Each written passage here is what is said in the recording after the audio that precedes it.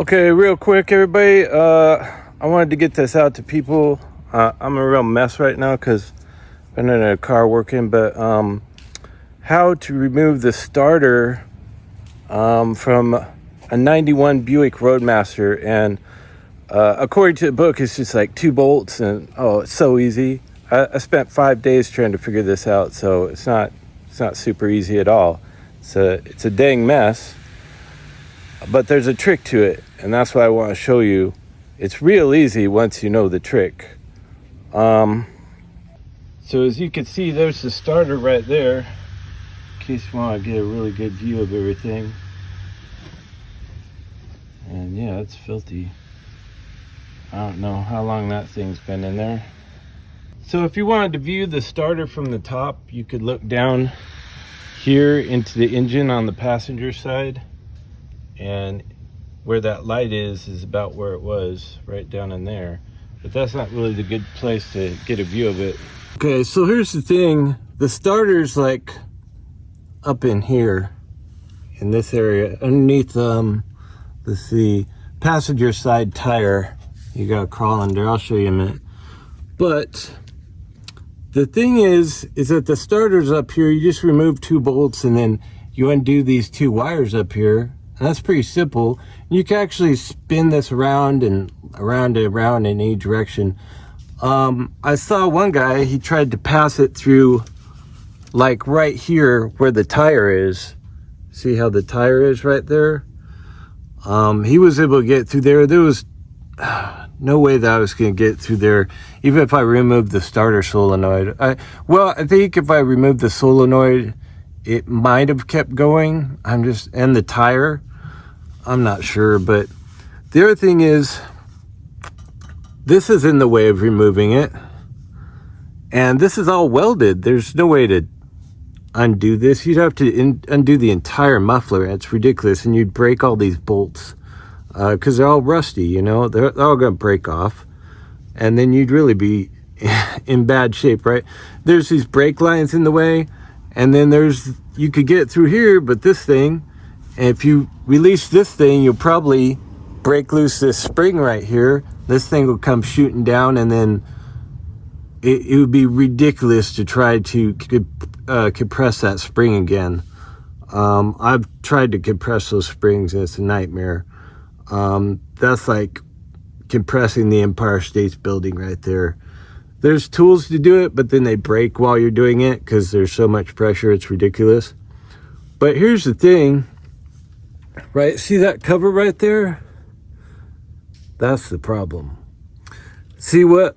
This is steel, right? And this is some kind of metal. But this cover right here, over this flywheel thing, that's actually, it was just plastic. And it looked like metal because it's all, covered in gunk, So I thought there was no way to pull it through here between the flywheel and these right here, these brake lines, which you don't want to snap or you'd be in trouble, right? But sure enough, once you get loose and you face it with the small side out so that you can start pushing it through here, and you just bend these a little bit and like keep pushing it through, you can put it right through there between the brake lines and the front flywheel. But you have to remove this cover, and like realizing that, it's just 4 screws. It's really easy. Realizing that you have to remove that flywheel inspection cover. I mean, like, who would know? The book didn't even say. And I looked at like 20 videos and nobody said, remove that flywheel inspection cover to get your starter out. Yeah, then it's easy. Then it's super easy. So, yeah, so I hope you could see, here's the muffler. Here's some kind of suspension strut for the passenger side tire. This is the little brake things, the brake lines, steel brake lines.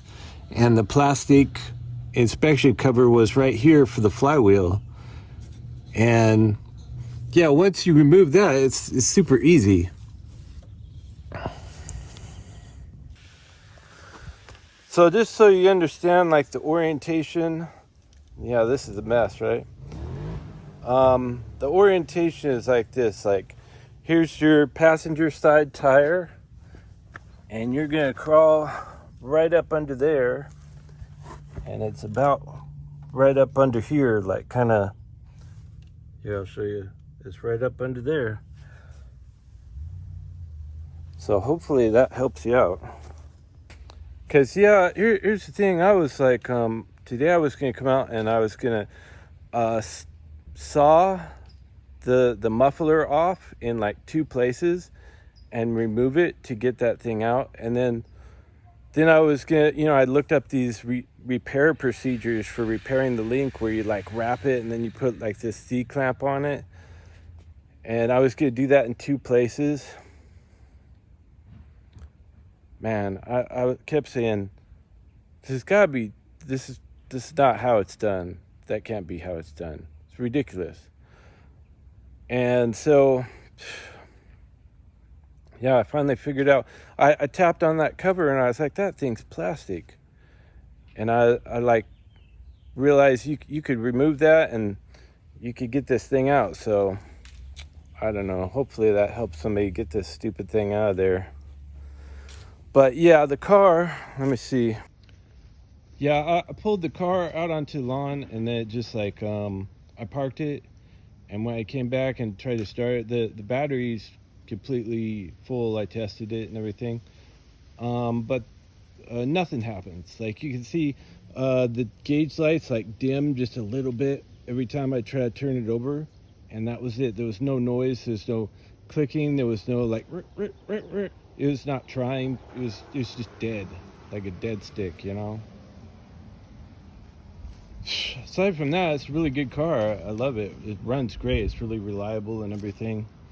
So yeah, as soon as I fix that, should be good. Okay, so how the starter motor works is like this. This first one right here, that's not grounded to the unit, is constantly supplied with power. Now, this little one, that one gets supplied with power, also positive, they're both positive, but this only gets positive power when you turn the key, and that turns on the solenoid, and also through this right here, it passes power over to the starter.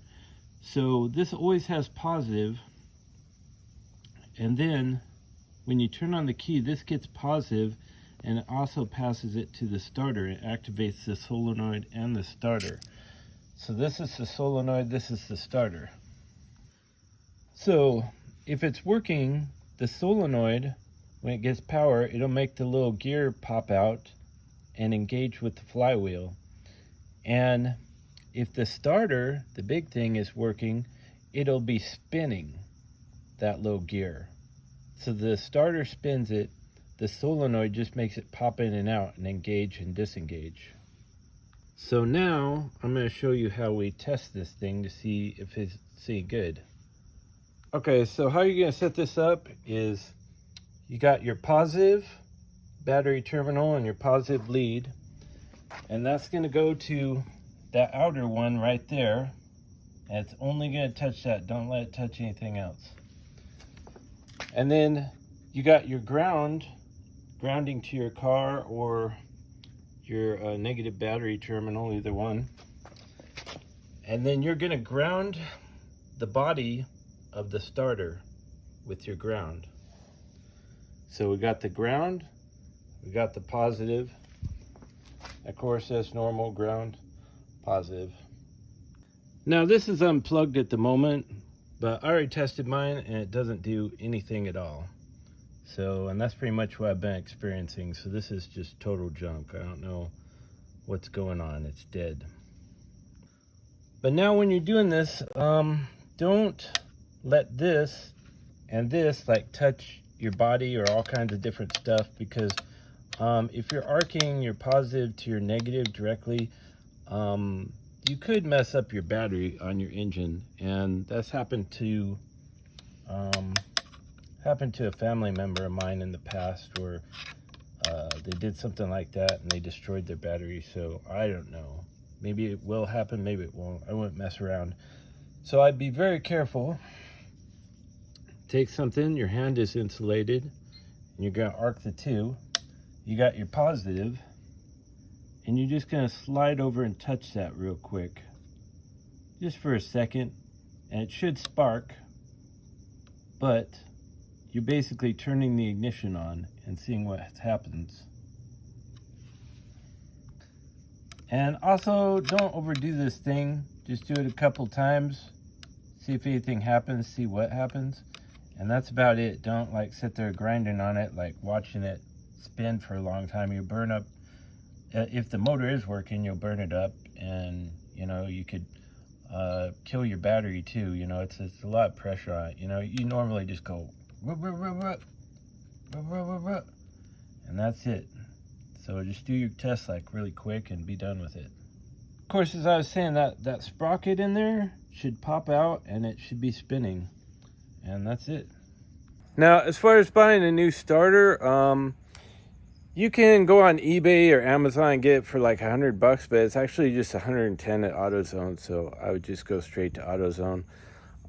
But you know, it's like a Duralast aftermarket thing, and it's probably not going to be as good as OEM.